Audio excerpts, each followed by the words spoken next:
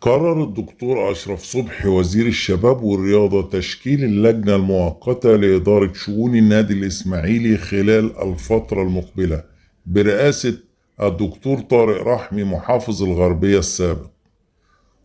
فمن هو طارق رحمي؟ ولد الدكتور طارق رحمي عام 1960 وبدأ مسيرته الأكاديمية بتخرجه في كلية العلوم بجامعة قناة السويس عام 1981 بتقدير امتياز مع مرتبة الشرف.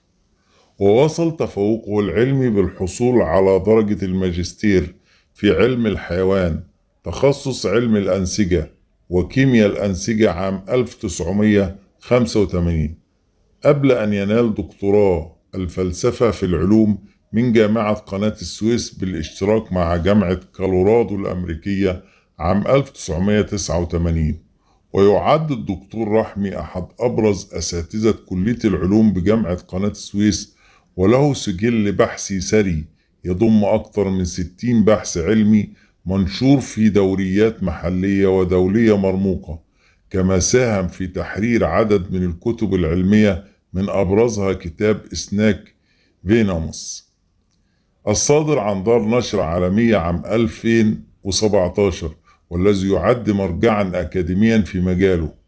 وعلى الصعيد الإداري تدرج الدكتور رحمي في المناصب داخل جامعة قناة السويس، حيث شغل الدكتور رحمي منصب نائب رئيس جامعة قناة السويس لشؤون التعليم والطلاب عام 2015، ثم تولى رئاسة الجامعة في مارس 2019.